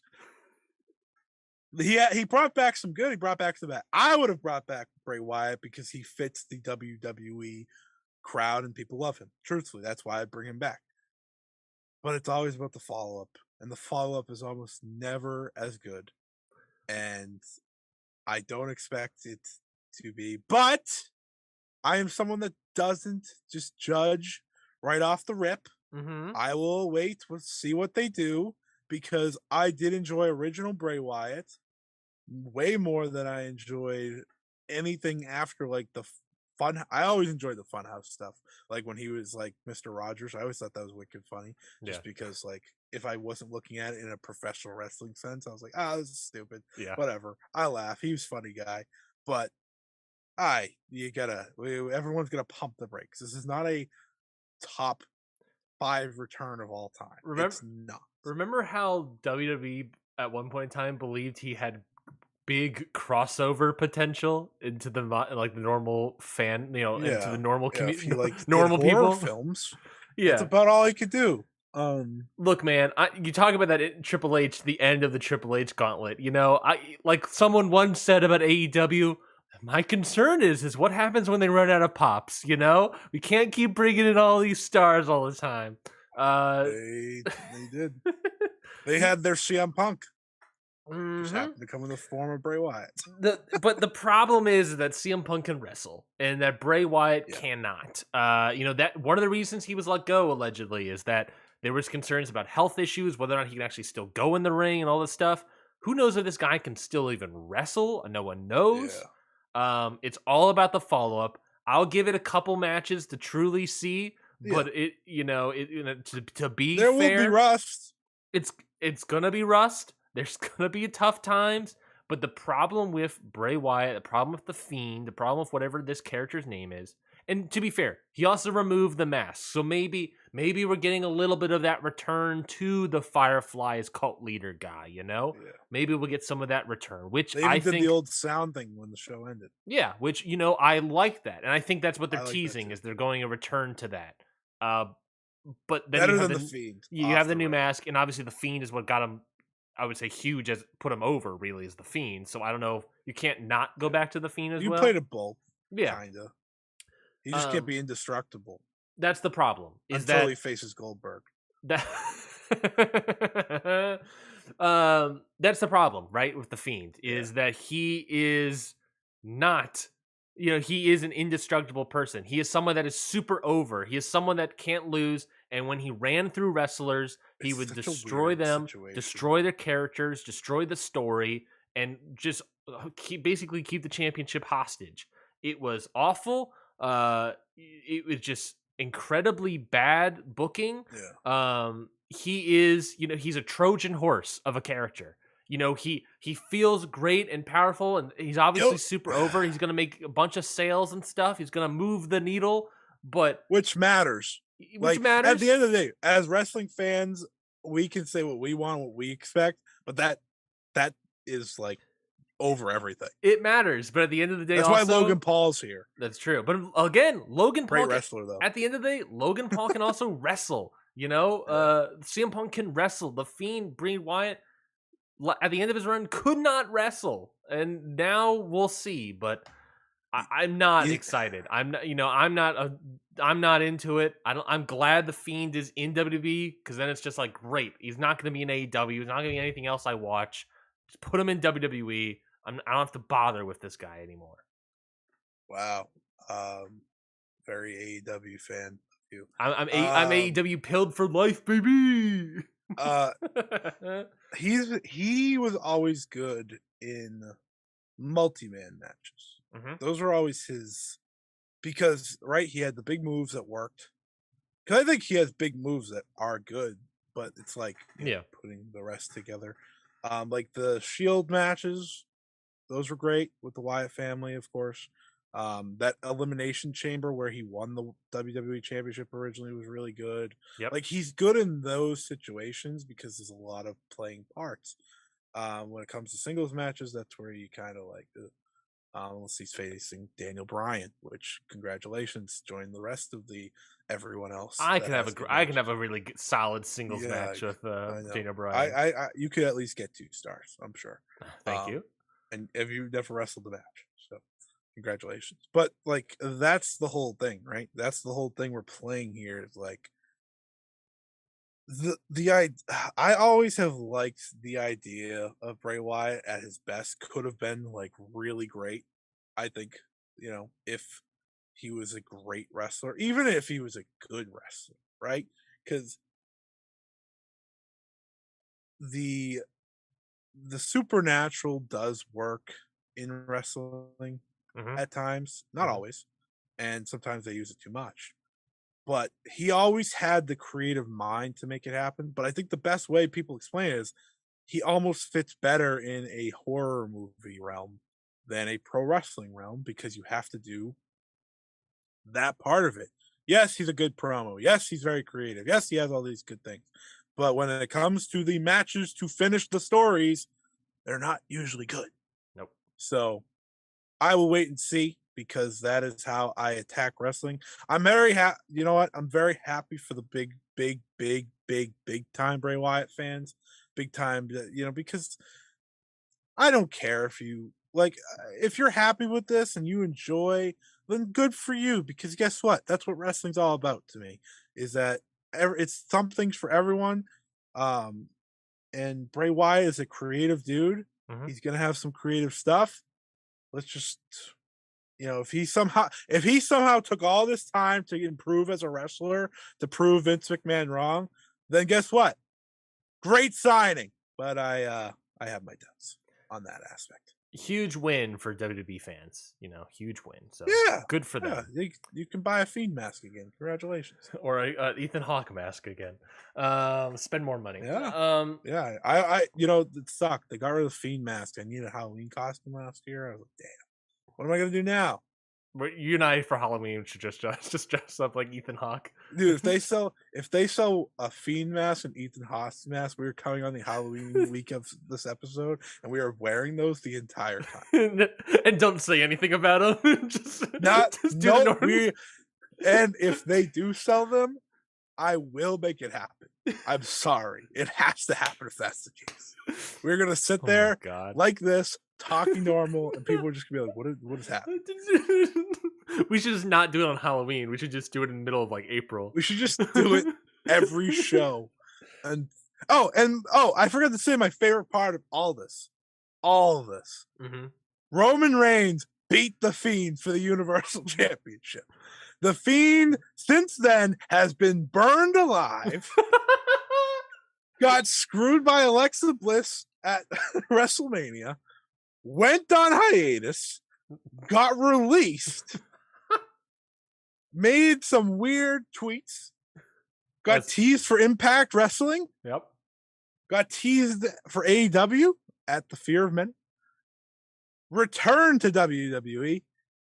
And Roman Reigns is still the Universal Champion. You gotta An accomplishment. You gotta acknowledge him, man. A truly legendary reign, just if you look at the career of Bray Wyatt. Oh man! Well, we spent an hour and a half talking about this. The Fiend died. Sorry. No, we didn't. We gotta move on. It was a great show for topics. It was a bad show for everything else. Mm-hmm. It was a bad show if you like wrestling. Well, let's talk about a show that also had mixed results, I guess, for different reasons. Impact Wrestling's Bound for Glory. Oh, Impact still made the worst decision of the weekend. I want everyone to know that. I just crapped on this show, and I'm about to praise a lot of Bound for Glory. Yeah. But Bound for Glory still had the worst decision of the weekend by a big amount. So Bound for Glory took place, and we'll kind of go a little fast here as well, but it started off the show with Thank God we started early. Impact X Division title match. Frankie Kazarian defeated Mike Bailey. So Mike Bailey not able to get only that topic left. Well, we had Declaration of Power in AAA, but I'm definitely cutting AAA at this point. It's okay. The show's kind of yeah. It'll be a better review. Yeah, I agree. You're welcome, everybody. Impact X Division title match. Frankie Kazarian defeats Mike Bailey. Mike Bailey doesn't get the record. Frankie Kazarian is now your champion. Oh, wait, what's this? Apparently, in the press conference, post press conference, I can't find the actual thing. I saw a tweet about it, but apparently, Frankie Kazarian is no longer your X Division champion, Scotty. Apparently, Frankie Kazarian went up to Scott D'Amore, said, it's been great winning this, but the reason I came back to Impact is the only thing I haven't done is won the world title. So he implemented Option C, which is vacating the X Division title so that he can have a world title shot. So what? There's now apparently there's going to be an 8-man tournament with the finals at the next Impact Plus pay-per-view Overdrive to crown a new X Division champion, with Kazarian challenging Josh Alexander at said show. You pieces of garbage took the title from Speedball Mike Bailey for a Kazarian World title match. Oh, well, I was going to praise the match for being great. It was a great match. I thought the match was great. Match. Best Frankie Kazarian match in who knows how long. It was a great match. I was floored by how much I enjoyed this. Only because Frankie Kazarian has been a relatively boring wrestler to me for a very, very long time now, which is why I'm blocked on Twitter. Yeah. By him, of course, because I called his match with Lance Archer boring. That's all I said. God forbid. Take some criticism. If you didn't block me, you would have got some praise. Mm-hmm. Anyways, Speedball is incredible, right? Been a while since I got the Speedball match. He's facing Yamato, by the way, today in GCW. That's kind of cool. That could be better. It should be better than this, but it won't be because it's GCW. Shut up. Yeah, but this is great. Frankie Kazarian winning obviously made a lot of sense because they didn't want Mike Speedball Bailey to get the record. I would have gave him the record because I think Speedball's again one of the best parts of these shows every single time. He always has one of the best pay-per-view matches. This was no different. Excellent stuff. Yeah. Speedball, Kazarian, they had great chemistry, which, I didn't know if they would.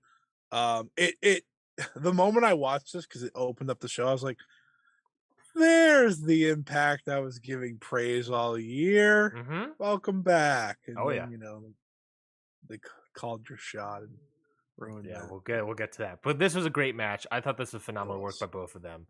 The X Division's so good. Wait, what did they announce the tournament? Like, who's in it? No, not yet. They said it's. If they just give it back to Speedball, honestly, I fear that's gonna happen. Give it to Black Taurus. Yeah, baby. Taurus. Yeah, baby. Let's cook. They're gonna give it to Ace Austin. Anyways, but yeah, this match was fantastic. I thought this was. Is he on the show? Who, Ace Austin? No, no. He was not on the show. What are we doing? Let's move on to the next match. Singles match, Mickie James versus Mia Yim. Of course, this is Mickie James' last rodeo tour, where if she loses, she's going to retire unless she is able to go up the rankings, I guess, and face Jordynne Grace and I guess win to prove herself again. So a match built out of respect with one another. Mickie James end up getting the win. If she loses, she retires, right? Correct. God damn it, Mia Yim. God, what the? I think Mia Yim's actually been really good since leaving the WWE. Well, let me rephrase. I think Mia Yim's been really good since she's joined Impact. Yes, I've seen some. Thank you. Yeah, I've seen some of her indie matches. But I've seen some of her Impact matches, and she's been really solid. Maybe it's because she doesn't wear pants anymore. She wears like wrestling gear. Mm-hmm. She used to wear like the cargo pants. And, I don't know. Maybe that changes you. I know she's leaving, so I don't. Well, might be leaving. Yeah, the rumor is that her contract is up this weekend, so we'll see. Right. She'd be great ad for a certain women's division. Just saying. Stardom. No, you said Keith Lee literally works in AEW. Like, if they signed her, it wouldn't be shocking. This match was fine. I thought it was solid. Nothing bad. It wasn't bad. Yeah. I don't care for Mickie James in 2022. I'm sorry. Yeah, that's fair. I don't blame you. Also, I knew who was winning, so that didn't give much drama. But Mia Yim's been really good. All the matches I've seen her in, so good for her. Yeah, I thought the story here was built up quite nicely. I think they did good work in here to implement that story and really tease the idea that Mia Yim might win here. I think that they did the best job here of Mia Yim. Oh, she might win here, and I thought that was well done. Really good stuff. Impact Knockouts Tag Team title match: Jessica and Taya Valkyrie. They're called like the Dead Dolls or the Baby Dolls now, or something like that. That's not a joke. That's a real thing. They defeated VXT Chelsea Green and Deonna Purrazzo to become the new. Deanna's leaving. Yes. So Chelsea Green apparently is also working on a handshake John Moxley-esque deal. That's an okay one to have going. For Impact. And again, also like Mia Yim, apparently Deonna Purrazzo's contract is also up this weekend as well. Jeez. That's a get. That's a Going get. to AEW. If AEW had to pick between Deonna and Mia Yim, and they can only pick one for whatever reason, you get Deonna. That's easy. I'd say you pick both. Well, yeah, of course. And you don't pick Chelsea Green. Oh, that's what I meant by I said Mia Yim and Deonna Purrazzo. Chelsea Green is already. Yeah, I was like Mia Yim. Okay, just making sure. You take Chelsea Green if you can maybe get Matt Cardona as well. You had Matt Cardona. I know. You didn't want him. I know. Matt Cardona is a perfect NWA world champion. I agree. You can stay there. I did not watch this match. It wasn't good because I didn't want to. So yeah, there's my analysis. You're welcome. It wasn't good. At best, it was fine. But it was, on a scale of Edge and Finn Balor to the ladder match, where did it rank? You can't tell me it was better than the ladder match. I'm sorry, I will not believe it. It wasn't better than the ladder match. Well, no, was it? I mean, it's around there. Like it's it's Taya, Valkyrie, Jessica. This is when I like the big moments because there's no way. I'll say this: Deonna was doing her best in this match. All right, that makes sense. Next up, that answers my question. Yeah. I figured it would. Impact World Tag Team Title match. This match was phenomenal as well. Matt Taven and Mike Bennett defeating and retaining their titles against the Motor City Machine Guns, Alex Shelley and Chris Sabin. Again, this match, phenomenal stuff here. I thought this was a great tag match. To me, this is match of the night, I think. Wow. Yeah, for me, I love this match. I thought it was really good from OGK. Really good stuff from MCMG. Get all the initials out there. I really like this match a lot. I thought this was really good. I hated the finish. The finish. Bound for Glory is your signature Mania Kingdom show of the year, and you went with a shit finish. The shit finish being that they accidentally super kick. I think it was super kick. Maria Kanellis. That causes a kind of a distraction, lead to other stuff, and then get to the finish there, right? They roll up they do a roll up and they do the feet on the ropes. I was just like, God, I was enjoying this so much. Why did you have to do that? Because like it was getting to the point where I was like, oh, this is a great match. And then they just did that. And I was like, leave a sour taste in my mouth after all that. Come on. Most of the Machine Guns are still so good. They're still so good. They're amazing. They're like, you and me, when we previewed this, I said the Kingdom can have great matches with great tag teams. Yep. And I think they definitely delivered here. It was a good night of wrestling.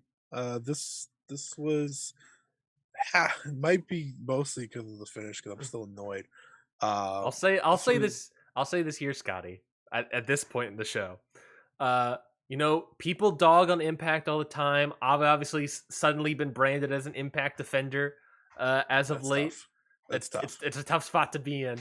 But at least this show, with as many flaws as it has, and we're about to get to a flaw, had the biggest flaw. Had at least three great matches, whereas Extreme Rules stunk ass for the majority of it, and like you said, had one great match. Now, do you want me to come back at you with this is their signature event of the year? If it was on the same level of Extreme Rules, that's fair. That's fair. But the thing is like the thing people that bought a ticket to Extreme Rules. I agree. The thing is that what sucks about Impact is that a lot of people. Bully Ray. Yeah, a lot. Well, that's what I'm getting to. A lot of people don't watch at Impact's television. Yeah. A lot of people don't watch their shows, which I get. And then they see the gif of Bully Ray pinning Steve Macklin and winning the Call Your Shot Gauntlet, having the world title, all the stuff. Scotty doesn't want to address all the stuff. They see all these things, and they're saying, oh, Impact sucks. Impact stinks. In TNA being TNA. which is true. That shit stinks. I don't like it either.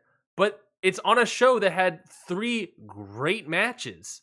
And a lot of these people are going to see the Bully Ray thing. And it's the thing that frustrates me the most about Impact is that they shoot themselves in the foot all the time. They do this thing, and their audience always only sees the Bully Ray gif and don't check out the rest of the show, which was great. You know, like it's so upsetting that Impact keeps doing this to themselves, and that's like part of the reason you have to keep them at arm's length the entire time. But it's just like it's they gift themselves. They gift themselves in the foot. While WWE gift themselves into praise. Exactly. You know, it's just it's unbelievable that they do these things. But let's talk about it. Call your shot, so Gauntlet. Stupid, dude. I literally said Steve Maclin should win this, and instead they had him get pinned by Bully Ray. Which is classic Bully Ray booking, by the way. Like, that's how it's always been. I don't know why we're doing Bully Ray in 2022 in Impact. The guy's 51 years old.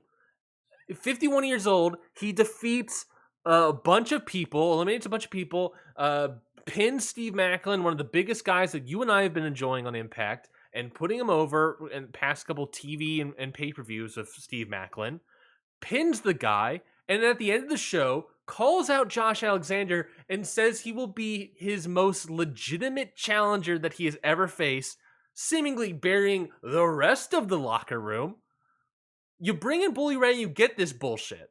So, there is some things I like about what they've done with Josh Alexander's title reign. Yep. I'll get to that later. This sucks. This is the worst thing to happen this weekend in wrestling. Nothing is worse. Nothing. Absolutely nothing. You had him pretty much bury your locker room just by winning this match. The fact that you could, because call your shot, right? It's Money in the Bank, essentially. It's Money in the Bank, far worse, because you don't even have a good match to like crown it, or even an idea of having a good match, because there's no way this match can be good. And you know, you got a guy there like Steve Maclin. I watched the end of this. I didn't watch it all because I knew who won. I was like, I'm not watching Bully Ray. Sure. I watched how it ended, and I was like, this is you do this to yourself. Yeah. Impact. Like, I talked to multiple people who turned on Bound for Glory. They wanted to watch an Impact review. They gave it a chance. They shut it off when this happened. Yeah. They shut it off when he won. They wanted to shut it off when he showed up. But when he won, it was over. It was over. Yeah. And it's a shame because there were 2 great matches after this that really deserve praise. But I don't know how you can look past this. I almost couldn't. But right. I wasn't watching it live. You're right. I said 3 matches. It was 4 great matches. I forgot. Yeah, it is 4 great matches. I want to give the women's match a lot of credit too, which we will in a second. But this just, I don't get it. I don't get it, Ryan. Why did they do this to themselves? Like, you could have brought back any former TNA world champion, and it probably would have been better than this. Like, I get you can't bring back Kurt Angle and AJ Styles and people like that, right? Yeah. That's fine. But you brought back the Aces and Eights guy? Come on. And I also thought about this. Everyone from the the triple threat ladder match or TLC match that put TLC on the mat is active again, except for Devon. Oh. Well, I think we can all agree. Maybe, and they're all doing awful work. Christian Cage is doing the best, and I hate that story. And that guy's currently injured. He's not only injured. I hate that story. I hate every part of it. Every time it happens on my screen, I hate it more. So yeah, I just want to point that out. Jeff Hardy's not active at the moment, of course. Yeah, he's got other issues. You know? There's a reason for that. So Devon, thank you. I appreciate you so much more than I ever did. I always liked you more than Bubba anyways, but man, I might like you more than all these guys now. Testify. Testify. Let's move on to the Impact Knockouts title match. This match ruled. Devon! Jordan Grace. Get your old men! What? Get your old Instead of get the tables, get the old men, get them out of here. I'm still recovering from Bully Ray winning a match that involves him getting a world title opportunity and seemingly being aligned of Honor No More because of his. And we're getting a Frankie Kazarian world title match. What are you doing? Yeah. Impact Knockouts title match. Jordan Grace defeats Masha Slamovich. I thought this match was really, really good. I thought that best Jordan Grace match I've ever seen. I thought it had a little bit of a slow start. It took a little bit to get there, and then once it got there, it took off. I thought Masha looked great here. Jordan was great here. Very simple story of trying to put away Masha Slamovich over and over again, doing the Jordan driver twice, and then building it up, escalating it to a third time off the top rope. I thought that was perfectly well done. Perfectly executed. Great stuff. So, of course, I would have liked to see Masha win because I think it was fresh. I think she's top 3 women's wrestler in the U.S. Yeah. Right now, at least. I only say top 3 because I'm not going to put in together my head right now of where everyone ranks. But I know she's in that conversation. And she was excellent here. Yeah. She was. She really was. I mean, she feels like a star. She looked like a star. And the only reason I'm okay with Masha losing is because it took so much to beat her. Yeah. Yeah. So, like, if you're going to beat the undefeated person, that's the way to do it. I always say just go with the undefeated person who's having good matches. Mm-hmm. But at the same time, I say that, and I am the one also asking for Jade Cargill's reign to pick up something here. But she's not having great matches. Masha Slamovich just did. Yeah. Jordan Grace should be proud of this one. Masha Slamovich should be too. Really good stuff. To weirdly defend complaints, that's for sure. To weirdly defend Impact's booking here, this was probably Masha's best match since joining Impact. Yeah, I know she does mostly squashes anyway. Yeah, she's done a lot of squashes. She's done non-squashes, but this was definitely her best match. She's had better work on the indies, I would say, this year. Yeah. So I can understand Impact not going with Masha Slamovich. I don't know how long she signed either. Yeah, that's also true. She probably has prospects many places. I would hope so. But yeah, I think it's something that she's still a great talent, and I get not putting the title on her now, but you put it on her eventually. I think that's perfectly fine. This is the match that really showcased how great Masha Slamovich could be currently, and she's still got ways to learn too. Which is great. Yeah, she's still very young. Excellent stuff. No complaints. Best women's match of the weekend. Loved it. That I've seen so far. That's true. I know there's others, but so far that I've seen. Impact World title match. It was your main event. Josh Alexander against Eddie Edwards, the leader of Honor No More, now inducting Bully Ray into the ranks. Eddie Edwards comes out and just puts on, I thought, a phenomenal performance. Again, I thought Eddie Edwards, you have boring stuff. You don't like this match? I didn't think he had this in him. Oh, okay. Me neither. Like I haven't seen this in like forever, and then all of a sudden, I'm just watching television. I'm like, Eddie Edwards, this gimmick and stuff it's working for him. And in this match, it's like, holy shit, this guy can still go. Oh my god, I never thought this would be happening here. It was so good stuff. What do you think? I thought it was the match of the night. I still think I prefer Speedball and Trey Miguel over this, but this might be my number 2 Impact match of the year. Woo! And I think they've had a good year. I think they've had a really good year. So, and they had a number of great shows on the show.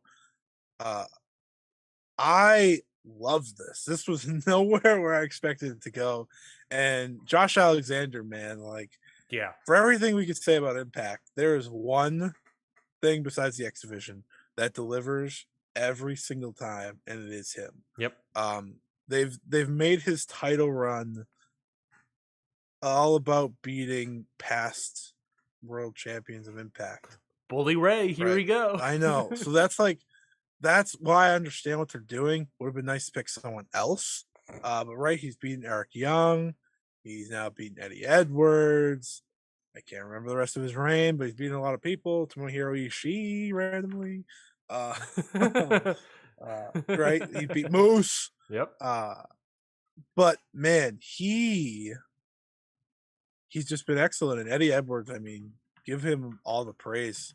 Like we were just saying, I mean, you look at the American Wolves, right? And it's like, oh, Davey Richards could still go, and Davey Richards is great. And I always thought I always preferred Eddie Edwards at one point. But I mean, over the past couple of years, with that weird gimmick he had with the kendo stick, and like he had it as his friend, he was a little crazy. I was like, this isn't it. But man, this was awesome. This was a great match. It was physical. They beat the crap out of each other. If you drop this into like a Puro show, it would have fit right in, which is not what I expected out of these two. Nope. Yeah, Eddie was great. Alexander was awesome. Excellent main event. Good job by them out of nowhere. I was not ready for this. Yeah, no, very, very good. It was phenomenal work from both of them doing, the suplex or not the suplex, what is it called? The drive or whatever on the outside on the boards. Great stuff there. Just hard hitting, very, very Puro-esque. I agree with that sentiment. Josh Alexander is just a phenomenal talent in this company. You're bringing in Bully Ray. It sucks. It's stupid, but I'll bury it even harder if he wins. But I fully. I mean, if he wins, just end the. If he wins, Impact's on the shelf. Impact's on the shelf again.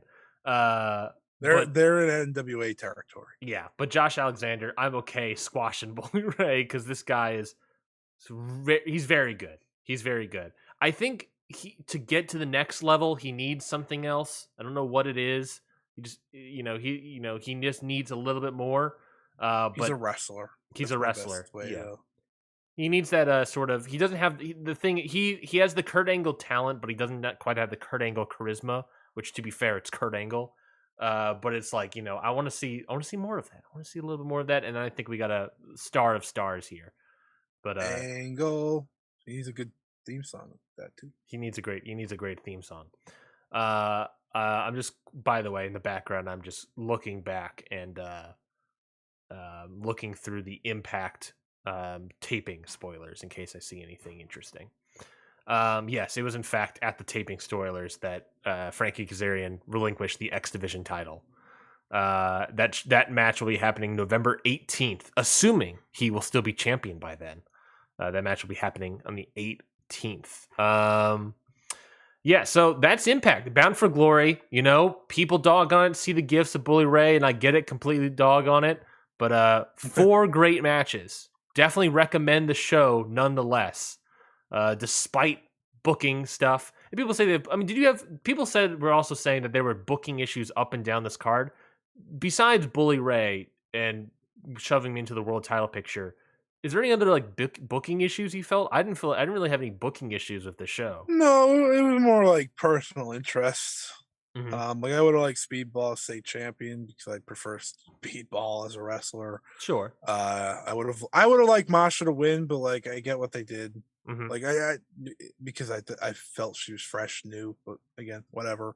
And I would have liked mostly Machine Guns to win too, but that's just me being a fan and preferring these. Yeah. Them to them. It's just which also, whatever. If I'm not mistaken, Mike Bailey and Veda Scott just got married, so they might be doing a honeymoon. So it'd be nice looking at him to take a little time. I'm looking at the taping. He wasn't at the taping. So Mike Bailey wasn't. So I think that's what we're happening. He wrestles tomorrow today at GCW. Never mind. Interesting. That's interesting. Maybe his contract's up. I don't know. He was in here for a year. Oh, maybe his contract's up. And someone's got to sign him. Yeah, I would. Him and Bandito. Woo. Let's move on real quickly to finish out the show here. Preview Declaration of Power, New Japan's show that's happening tomorrow on Monday. Let's talk about it real quickly. A lot of multi-man, so we'll kind of gloss over those. But the obvious one we want to highlight first is the first match, 6-man match, the Ren Narita comeback match. Ren Narita teaming up with Robbie Eagles, David Finlay to take on Doki, Yoshinobu Kanemaru, and El Desperado. Ren Narita has had a great excursion, I thought. I didn't see it yet, but I heard that the latest Strong with Ren Narita versus Juice Robinson was fantastic. So definitely go check that out. It looked he looked like he was all bloodied up and everything. So I'm super excited for this comeback, and I really hope the sky's the limit for Ren Narita right now. I never got to fight people about this, but anyone that says Juice Robinson's bad is so wrong, and I can't stand you for that. I totally agree. I'll blast through these like tag matches, but if you have any thoughts, by the way, very happy to see Ren Narita back. I want to say that. I want to kind of just talk about the Young Lions real quick because honestly, the show is like very kind of missable in some ways. But I think they have very special something in those main three because, as I like to say, Shota Umino anywhere but Rev Pro works great. Yep. Remember that AEW match? Yep. I was like, oh my god, this is the star. Yep. So he's great there. Ren Narita's been fantastic. He can be the junior ace if you want him to be. Yoda Tsuji has been pretty good in Rev Pro. He's the fourth one that I forgot. Not great, but good, but really good. Coming into his own. I heard his match with Ishii at Royal Quest was good. I also heard that, so that's exciting to hear. So I'm really excited to see Royal Quest. They said the Ospreay Umino match was really well done because, like, supposedly, like, Umino's dad was the ref, and like that went into the decision. I was like, oh, juicy. Mm-hmm. And then the other guy I'm talking about, of course, is Yuya Uemura, who is a walking star. Impact Zone. Impact Zone. Yeah, he's been everywhere, really. They've really let him branch out a lot more than any of the other Young Lions, I think, in terms of going to other companies. And I think it's working. Also, Gabriel Kidd's back. He's not a Young Lion anymore, but I'm just happy to see him back. I know he's had some tough times. Yeah, I feel like facing the ace. Maybe this is big conjecture, but if I was a company, I feel like you got some new pillars of a company with these. I agree. No, you really do. Those, like, I hate using the pillars thing now because of what AEW did, and I think. But I love all four of these guys. I think all four of them have really great potential, and they've been great what I've seen so far of them now. So I'm like, you could build a company around these four guys, probably.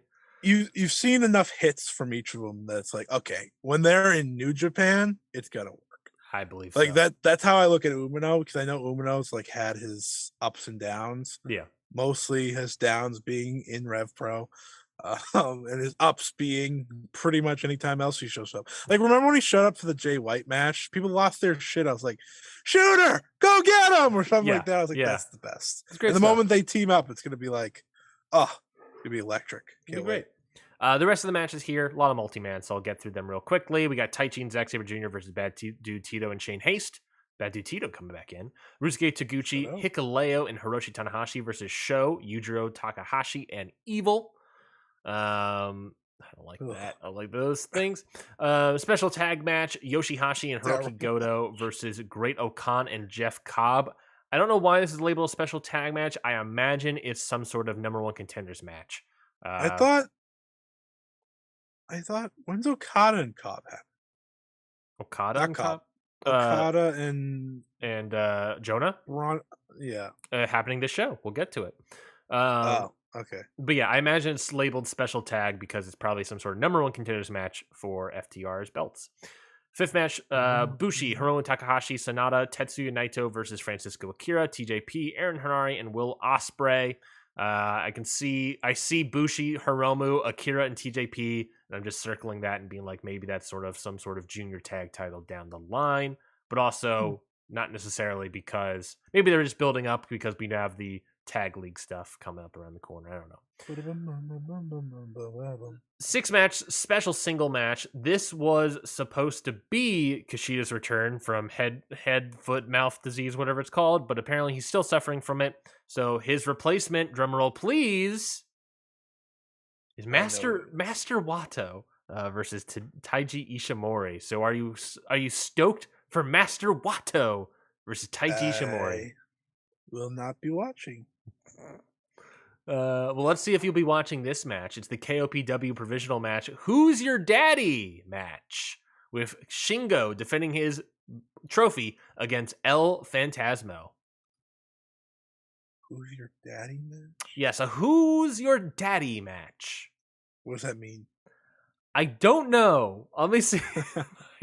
I have no clue what that means. Let me see if I can look that up through. Who's your daddy? Let me see if I can look that up through the sort of grapevine here. What is? Oh, I got it right here. Hit me, please. Well, I don't know if this actually tells me, but I'm going to read it off. Another match established at the end of the G1 Climax. Shingo Takagi will defend his KOPW 2022 holder status as he looks to erase a painful loss to El Phantasmo that eliminated him from tournament's D block. If the loss itself wasn't painful enough, ELP has rubbed salt in the wound on a consistent basis through the last tour, hailing himself Shingo's daddy, and heaping embarrassment and losses on his foe on a near nightly basis. Takagi was able to turn the tie back in Kobe on September 25th as a debatable low blow followed by a ground cobra saw him grab a decisive, if controversial, pinfall on Phantasmo. Post-match, an argument erupted backstage that ended with a KOPW title defense made official. Both the title and pride will be on the line as the Who's Your Daddy match will see the loser have to take an in-ring mic and declare to the world that the winner is their daddy. Oh, okay, so it's a kiss your foot, kiss my butt match, you know. So it's a normal title match. Yes. Where they have to do a promo that El Phantasmo will absolutely be doing because he is the one that speaks English. But very begrudgingly, like, you're my daddy. What was that? Huh? You're my daddy, okay? At least they can actually have a great match. Yeah, it's a great singles match. That's what I love about this. So that should be really good. Shingo versus El Phantasmo has not been a disappointment. He had this stupid cup, by the way. Hey, look, this should be a good match, albeit a Who's Your Daddy bit, but from IWGP World Champion to the cup holder. Yeah, baby. Speaking about I got no transition. Special singles match here, Kazuchika Okada versus Jonah. Very big touting as a sort of a golden era, you know, looking at it as like Inoki versus Vader. That's what people are sort of describing it as. I saw some people like, oh my god, if they're gonna have Bronson Reed, I keep calling him Bronson Reed. They have Jonah beat him because Inoki passed away just to reenact that. I will fight someone. I'm pretty sure they're going to do that. Okada's winning. It'll be Okada winning. Okada's winning. Yeah, I this should be very good though. I mean, this is how he makes up his loss. Exactly. That's where we're coming at, is that it's just Jonah lost, you know, got the win in the G1 so that Okada can beat him here. You know, it's what they do. And also, if I'm not mistaken, is this a briefcase defense? No, they are not doing that anymore. Great. Because Okada said, screw you, I'm going to Wrestle Kingdom and you will not make me defend anything. Great. The briefcase is stupid. And by him doing that, it has made Julia not have a briefcase. So Okada, I love you, you brilliant bastard. Great job. Thank you, Okada, on that one. Saved wrestling once again. And then your main event, of course, is the IWGP World Heavyweight title match. Jay White defending his title against Tama Tonga. Yay. Yeah, I mean, Tama Tonga has definitely been a lot better than he has been in the past. You know, I like I said, the evil match was fantastic. But Never yeah, going away. Going away. You know, we're pro evil, so it has slight conjunction, you know, against Tama Tonga. But listen, you know, this is better than the other Bullet Club versus Tonga family match that's happening in November. So yeah. As I just looked at because I was seeing when Will Ospreay versus Naito was happening. Yeah. I saw that's happening on the same show. Was the Hikuleo? The Hikuleo versus Carl Anderson. Yeah, I'll dog on that one. This one, it's still Jay White in a world title match. That should be good. Tama Doesn't happen much. Tonga's over in Japan, and he's been doing better work. It's not, he's still not great, but he's been doing better work. He's putting effort in. I appreciate that. I appreciate the effort. They would put Royal Quest up this week. They better. That's the show. Make up for this card, please. And maybe we'll review Royal Quest as well, as long as this card next week. But we'll see if it's up. If it's up, who the hell knows? But yeah, any other thoughts about Declaration of Power happening tomorrow? I can't wait for Will Ospreay versus Tetsuya Naito. Which is not happening at Declaration of Power. No, it's happening in a month from today, I think. Is that the New York show? Or is that something else? They're doing the show at Sumo Hall tomorrow.